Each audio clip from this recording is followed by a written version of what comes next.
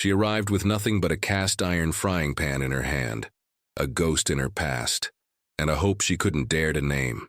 By the time she left this world, it wasn't just a ranch she'd built, but a life, a family, and a love that defied a world determined to tear it down. Before we get into this tale, let us know in the comments, where are you watching from, and subscribe if you want more content like this one. The dust was not a visitor here, it was the landlord. It owned the air, the light, the taste on Alara's tongue. It settled in the folds of her dress and the creases of her memory, a fine red grit that scoured everything raw. Each step was an act of rebellion against the screaming exhaustion in her muscles. The sun, a merciless sovereign in a cloudless sky, beat down on her head, turning the world into a shimmering, watery illusion of heat. She had been walking for days that bled into one another, a seamless nightmare of thirst and fear. The town she'd just passed through was a wound on the landscape, its wooden storefronts like crooked teeth in a snarling mouth. The faces there had been hard, shuttered, eyes lingering on her with a mixture of suspicion and contempt. A lone woman was a problem, a question nobody wanted to answer. She was a disruption to the harsh, simple order of their existence. She clutched the handle of the frying pan, the iron cool and solid against her sweaty palm. It was all that remained. A dense, dark star of a thing, her only anchor in a universe that had tried to spin her into nothing. Its weight was a comfort, a familiar burden. It was a tool for sustenance and, if God forbid it came to it, a weapon of last resort. Her shadow stretched long and skeletal ahead of her as the sun began its slow descent, painting the bruised sky in violent streaks of orange and purple. The road had dissolved into a pair of ruts cutting through sagebrush and rock. There was nothing, only the endless, indifferent expanse of the plains. A low moan escaped her lips, a sound swallowed immediately by the vast silence. Her knees buckled. It wasn't a decision, it was a surrender. The ground came up to meet her not with a thud, but with a soft, final sigh. The dust rose in a gentle puff around her, a quiet welcome. The frying pan slipped from her grasp, landing beside her head with a dull clang that seemed to echo in the twilight. Her vision blurred, the edges darkening. She saw the splintered post of a fence, a line drawn in the dirt. It was a boundary, someone's claim against the wilderness. As unconsciousness pulled her under, a final, fleeting thought surfaced. She had crossed a line, and she did not know if she was crossing into a new prison or the first hint of a sanctuary. His name was Silas, and he found her as the last light of day was draining from the sky, leaving the land in a deep, velvet blue. He saw her from the porch of his small, sturdy cabin, a crumpled heap of calico and despair just beyond his property line. His first instinct was caution, a reflex honed by a lifetime of walking a razor's edge. A white woman, alone and collapsed on the edge of his land, was not a sign of fortune. It was a harbinger of trouble, the kind that could burn a man's life to the ground before he even smelled the smoke. He approached slowly, his boots making no sound on the packed earth. He carried no weapon, only the heavy stillness of a man who had learned that overt aggression was a luxury he could not afford. She was pale, her face smudged with dirt and streaked with the salt of dried tears. Her breath was a shallow whisper. Beside her lay the frying pan, black and incongruous against the pale dirt. He knelt, his shadow falling over her. He felt the heat radiating from her skin, dehydration, exhaustion. He looked back toward the town, a distant collection of faint, flickering lights. They would have seen her. They would have watched her walk past, and they would have done nothing. They would have let the prairie swallow her whole. The thought settled in his chest, a cold, familiar stone. He had been on the receiving end of that same deliberate indifference his entire life. It was a language he understood perfectly. He made a decision. It was not born of pity, but of a deeper, more stubborn principle. To turn away would be to become one of them, to let their brand of bitter cruelty seep into his own soil. He could not allow it. He went back to his cabin and returned with a dipper of water from the barrel. He lifted her head gently, his movements careful and deliberate. He expected her to flinch, to scream. The world had taught him to expect that. Instead, she stirred, her eyelids fluttering. Her eyes, when they opened, were a washed-out blue, clouded with fear and confusion. She saw his dark skin, his broad shoulders, and a raw terror seized her. She tried to scramble away, a wounded animal fighting a phantom threat. "Easy," he said, his voice low and calm, not a command but a suggestion. He held the dipper out. Water. The word hung in the air between them, simple and profound. It was an offering, a bridge across the chasm of their ingrained realities. She stared at the water, then at his face. His expression was unreadable, a mask of weary patience. He was not smiling, but there was no malice in his eyes. There was only a quiet gravity. Hesitantly, shakily, she reached out and took the dipper, her hand brushing his. The contact was electric, a jolt of shared humanity in the vast, empty darkness. She drank, the cool water a benediction on her parched throat. It was the first act of kindness she had known in a lifetime. She stayed, not because he asked, but because she had nowhere else to go. The world outside the crooked line of his fence was a proven danger. The world within it was an unknown quantity, but it had offered her water. It was a start. The arrangement was unspoken, hammered out in the silent language of necessity. In the morning she took the cast iron pan, scoured it with sand and what little water could be spared, and cooked the last of her meager provisions, a handful of cornmeal fried into a dry, tasteless cake. She offered him half. He accepted it with a slow nod, his eyes appraising her. He saw not a beggar, but a person attempting a transaction. It was a gesture of dignity he respected. "I can work," she said, her voice raspy from disuse. "I can cook. Clean." He looked around his Spartan one-room cabin, a place that was already clean, impeccably so. He looked at his hands, calloused and cracked from working the unforgiving soil. "The land needs more than a cook," he replied, his tone flat. But he did not send her away. He saw the desperation clinging to her like a second skin, but beneath it, a sliver of something else. Resilience. The same stubborn refusal to be broken that he nurtured in himself. So began their days. He would rise before the sun, his movements economical and practiced, and head out to the fields to battle the earth. She would tend to the cabin, draw the water, and prepare their sparse meals. The frying pan became the center of her universe. In it, she fried salt pork when they had it, potatoes he dug from a stubborn patch of ground, and endless discs of cornbread. The shared meals were silent affairs, the only sounds the scrape of forks on tin plates and the sigh of the wind outside. He was a wall of quiet observation, and she was a ghost, flinching at shadows and sudden noises. One afternoon, as he was mending a harness near the cabin, he dropped a hammer. The sharp clang on the hard-packed earth made her cry out, a raw, strangled sound. She dropped the pail of water she was carrying, her hands flying up to shield her face as if warding off a blow. He froze, the hammer still in his hand. He saw her then. Not just the exhausted woman from the road, but someone who had been meticulously, cruelly taught to be afraid. He saw the ghost she carried.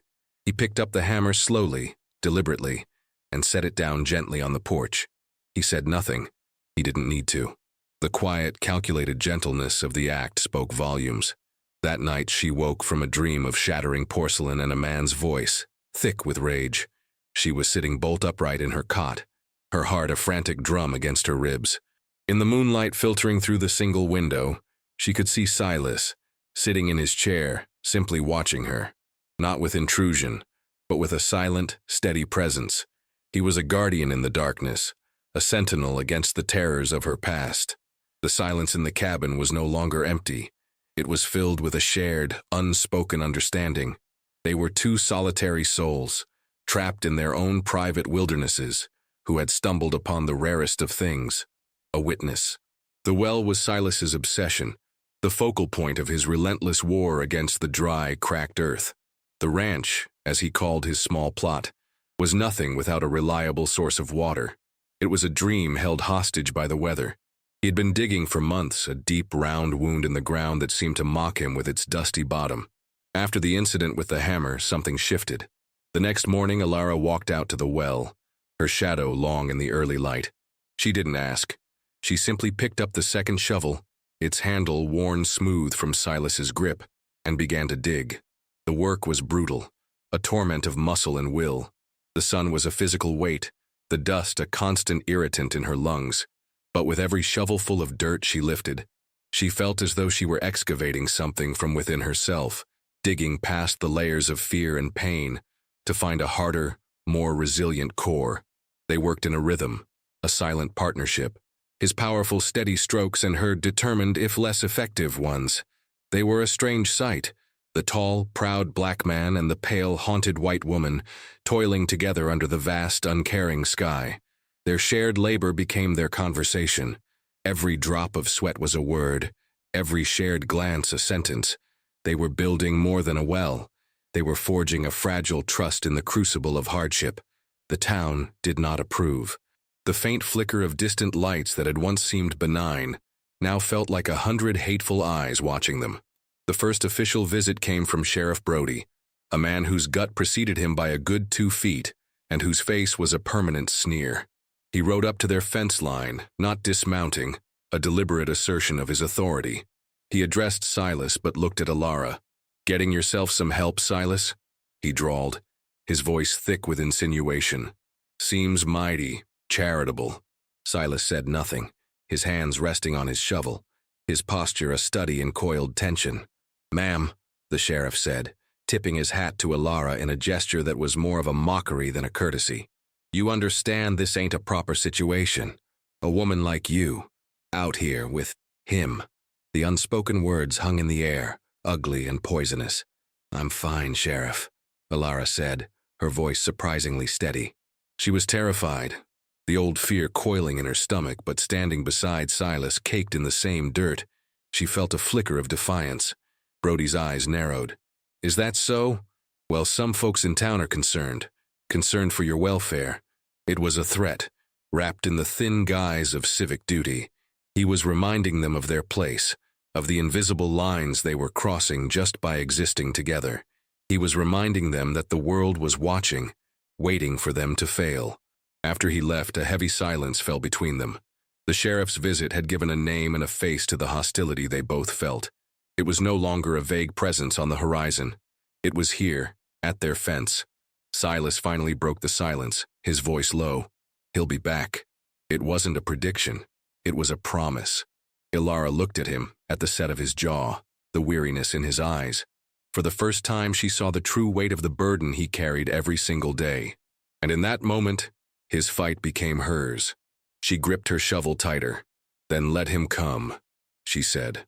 The storm arrived without warning, a bruised purple mass that rolled in from the west and swallowed the sun. The wind came first, a low, mournful howl that whipped the dust into a frenzy and rattled the small cabin as if an angry giant were shaking it. Then came the rain, not in drops, but in solid driving sheets that turned the world to a gray blur. It hammered against the tin roof, a deafening drum that drowned out all other sound. They had scrambled inside just as the deluge began, Silas securing the heavy wooden bar across the door, Alara shuttering the single window. The small room was plunged into a premature twilight, the only light coming from the faint glow of the banked embers in the hearth. The storm had trapped them, forcing them into a proximity that their silent, work-oriented days had allowed them to avoid. The space felt suddenly intensely small, charged with their presence. The air was thick with the smell of rain, damp earth, and wood smoke. For a long time they just listened to the roar of the storm, two solitary figures in a tiny ark adrift on a sea of chaos. It was Silas who finally broke the spell. He moved to the fireplace, adding a few small logs, and coaxed the embers back to life. The flames cast flickering, dancing shadows on the walls, painting their faces in warm, shifting light. "My father built this place," he said, his voice quiet, almost lost in the din of the rain. He stared into the fire, but he was seeing something else, a time before, with his own hands. Said this land was a promise, a place where a man's work was his own. Alara watched him, saw the flicker of pain in his eyes. She saw the ghost he carried. He was a good man, worked this soil until his back gave out, but the promise, it was a liar. He poked at the fire with an iron rod. They came one day, men like Brody, said the deed wasn't valid, said a mistake had been made. Funny how the mistakes always go one way. He fell silent, the story hanging unfinished in the air. Alara knew the ending. It was a story written all across the country, in blood and tears. She thought of her own past. "In the house I came from," she began, her voice barely a whisper. The worst part was the quiet. Silas turned from the fire to look at her. It was after the shouting, after the noise. He would just sit, in his chair, and the whole house would hold its breath. The silence was so loud, you'd do anything to make it stop, even if it meant starting the noise all over again. She pulled her shawl tighter around her shoulders, a subconscious gesture of self-protection. It was the most she had ever said about her past. In the flickering firelight, they looked at each other, and for the first time, they saw not a stranger, not a symbol of race or gender, but a fellow survivor. They saw the shape of each other's wounds. Later, she took out the frying pan and cooked the last of their flour into a thin, passable bread. As they ate, huddled near the warmth of the fire, the storm raged outside, but inside the small cabin, a different kind of quiet had settled. It was not the empty, terrifying silence of her past, nor the cautious, guarded silence of their beginning. It was a new silence, one of mutual understanding, a fragile peace. The rain that had trapped them also blessed them. The day after the storm, when Silas lowered the bucket into the well, he heard a sound that was not the dull thud of dirt, but a thick, sucking splash. Water. It was muddy, gritty, but it was there, a miracle drawn from the earth. The well changed everything. It meant they could plant more. It meant the possibility of a few head of cattle. It meant the land was no longer just a place of survival, but a place where a future could perhaps take root. But their small victory was a provocation. Their progress, their sheer refusal to be erased, was an affront to the town's established order. The visits from Sheriff Brody became more frequent. He would ride the fence line, his presence a constant simmering threat. Then came the man from the bank, Mr. Henderson, a reedy man in a city suit that looked absurdly out of place in the dust. He carried a leather satchel and an air of professional doom. He produced papers, his voice dry and rustling like old leaves. He spoke of loan agreements, interest rates, and foreclosure. The land, he explained, had been collateral on a loan taken out by Silas's father, a loan the bank had suddenly decided was in default. It was a lie, a fabrication built on the assumption that Silas had no power to fight it. They were trying to starve him out, to legislate him off the land his father had built. That evening, the weight of despair was a physical presence in the cabin. Silas sat at the table, staring at the foreclosure notice as if it were a death sentence. All his work, his father's work, was about to be swept away by a scratch of a pen. "There is no fighting this," he said, his voice hollow. "The law is not for me." Alara watched him, her heart aching with a shared sense of injustice. She knew this feeling, the suffocating powerlessness of being trapped by a system designed to crush you. But something in her had changed. The woman who had collapsed by the fence would have accepted this fate, but the woman who had dug a well and faced down a sheriff could not. "Marry me," she said. The words fell into the silence, stark and unbelievable. Silas looked up, his eyes wide with shock. "What?" "Marry me," she repeated, her voice gaining strength. "As your wife, I would be a co-owner of this property. A white woman. They would have to go through me, too. It would be complicated for them. It would buy us time. It would make us a family in the eyes of their law." It was a desperate, radical idea. A marriage not of love, but of strategy. A legal fiction to fight a legal fiction. It was a shield, a fortress they could build around themselves with nothing but a piece of paper and a shared name. He stared at her, searching her face for any sign of deception or mockery. He found none. He saw only a terrifying, brilliant sincerity. It was the most insane and perhaps the sanest thing he had ever heard. The world outside wanted to define them by their differences, to use those differences to tear them apart. She was proposing they use the world's own rigid rules against it.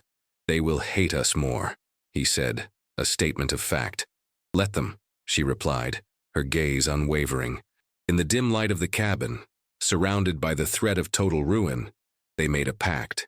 It was not a vow of love, but something far more primal, a vow of mutual survival. The wedding was a sterile, hurried affair in the dusty, sun-bleached office of the circuit judge, a man whose indifference was a small mercy. He smelled of whiskey and impatience, rushing through the words as if they were an unpleasant chore. There were no flowers, no well wishes, only the dry scratch of a pen on the official certificate, and the exchange of a few coins to make it legal. Ilara wore her one good dress, mended and clean. Silas wore a clean shirt. They stood side by side, not touching, two strangers entering into the most intimate of legal contracts. As the judge pronounced them man and wife, a bitter irony settled over Ilara. She had run so far to escape a marriage that had been a prison, only to willingly walk into another. Yet, this felt different. Her first marriage had been an act of submission. This was an act of rebellion. Leaving the judge's office, the glaring sunlight felt harsher, the stares of the few people on the street more pointed. They were no longer just a strange pairing. They were an official transgression, a legal entity that defied the town's unwritten laws. Back at the ranch, the reality of their new arrangement settled in. Nothing had changed, and yet everything had. They were still two people in a small cabin, but now they were bound by a document that sat on the mantelpiece, a silent testament to their desperate gambit. The cabin, once a temporary shelter, was now legally her home. His land was now their land. The work continued, but the silence between them began to change. It was less the silence of caution, and more the silence of cohabitation. There were small, emerging intimacies, the way he knew she took her coffee, the way she learned to mend the tear in his work shirt that always seemed to reappear. One evening, she found him on the porch, staring out at the horizon, his shoulders slumped with a weariness that went deeper than physical exhaustion. She brought him a blanket and draped it over his shoulders. He didn't turn, but he reached up and his hand briefly covered hers. It was a fleeting touch, but it held the weight of 1,000 unsaid words of gratitude and recognition. But the ghosts were not so easily banished. One night, Ilara woke with a scream caught in her throat, tangled in her sheets, the phantom smell of whiskey and stale sweat in her nostrils. The nightmare had been vivid, a replay of a night of particular cruelty at the hands of her first husband, a man whose face she now struggled to recall, but whose presence was a permanent stain on her soul. Silas was out of his chair in an instant, a dark shape in the moonlit room. Ilara. His voice was low, laced with concern. She was trembling, unable to speak. He didn't press her. He didn't try to comfort her with empty words or unwanted touch. Instead, he pulled a chair closer to her cot and simply sat down. He remained there, a quiet, unmoving sentinel, until the trembling subsided and her breathing evened out. He guarded her sleep, not from any physical threat, but from the phantoms within her own mind. In the silent vigil of that long night, something profound shifted. The legal contract on the mantelpiece began to feel less like a shield and more like a seed. The marriage of convenience was beginning to grow roots in the rocky soil of their shared lives, nourished by these small, quiet acts of profound care. The arrival of the past was as sudden and violent as a flash flood. A gleaming black buggy, pulled by two well-groomed horses, rolled up the rutted track to their fence line, an opulent intrusion in their world of dust and toil. Two men sat in the buggy. One was Sheriff Brody, his face a mask of smug satisfaction. The other was a tall man in a tailored suit, his face pale and cruel, a face Ilara had spent every waking moment trying to forget. It was him, her husband, Jonathan. The sight of him stole the air from her lungs.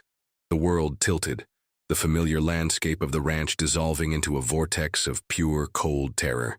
He was not a ghost anymore. He was flesh and blood, and he had found her. He stepped down from the buggy, his polished boots sinking slightly into the dirt he so clearly despised. His eyes, the color of a winter sky, scanned the meager cabin, the struggling fields, and Silas, who had moved to stand in front of Ilara, a silent, solid shield. Jonathan's lips curled into a disdainful sneer. "So, this is the hovel you ran to," he said, his voice the same cultured, cutting tone that had flayed her soul for years. He ignored Silas completely, as if he were a piece of farm equipment. "And you've acquired a pet. How quaint." The insult was designed to provoke, to establish his dominance. Silas remained still, his face an unreadable mask of stone, but Ilara could feel the tension radiating from him, a dangerous, compressed energy. "Sheriff," Jonathan said, turning to Brody, I've come to collect my property. My wife is unwell, as you can see. She has been taken in by this person. I'm here to take her home, where she can be properly cared for." It was a perfectly crafted lie, one the world was conditioned to believe. The hysterical woman, the concerned husband, the dangerous black man who had taken advantage of her. Sheriff Brody nodded, stepping forward with a newfound confidence. "Ilara," he said, using her name with a slimy familiarity. "Your husband is here. It's time to go. We'll have no more trouble." Trouble. The word echoed in her mind. Her entire existence had been defined as trouble. Her escape was trouble. Her survival was trouble. Her alliance with Silas was trouble. She was trapped, the past and the prejudiced present converging to form a perfect cage. She felt herself shrinking, the old, conditioned fear rising like a tide, threatening to drown the woman she had fought so hard to become. She could feel Jonathan's will bearing down on her, a physical force. He had always been able to silence her with a single look. She took an involuntary step back, her heel hitting the edge of the porch. Silas didn't move, didn't look at her, but his voice was a low rumble aimed directly at Jonathan. "She is not your property." The statement was simple, absolute. It was a declaration of war. Jonathan's mask of civility slipped. A flicker of raw fury crossed his face. "You will step aside," he hissed at Silas, "or the sheriff will move you." The confrontation hung in the hot, still air. It was more than two men fighting over a woman. It was a clash of two worlds, the world of entitled power and the world of defiant resilience. It was about the land, about the law, about a history of violence and injustice, all of it converging on this small patch of dirt, with Ilara standing at its epicenter. The silence that followed Silas's declaration was thick with menace. The sun beat down, turning the dust on the ground to a fine white powder. The whole world seemed to be holding its breath, waiting. Jonathan's face was a mask of cold fury. He looked from Silas's unmoving form to Ilara's terrified one, and he smiled, a chilling, predatory expression. He believed he had already won. He held all the cards, the law, the social order, the sheriff with a gun on his hip. He was the powerful man, they were the transgressors. "Ilara," he said, his voice dropping to a low, intimate tone that was far more terrifying than his anger. "Don't be a fool. You know what happens when you disobey me. Tell this thing to move." All eyes turned to her. She was the pivot upon which this entire confrontation turned. Sheriff Brody shifted his weight, his hand moving to rest on the handle of his pistol. Silas stood like a statue carved from granite, his gaze locked on Jonathan, but she could feel his entire being was focused on her, waiting for her to speak. Her throat was tight, her heart hammering against her ribs. The old fear was a physical sickness, urging her to submit, to make the noise stop, to return to the quiet terror she knew rather than face this new explosive unknown. She saw the frying pan, left by the door where she'd been cleaning it.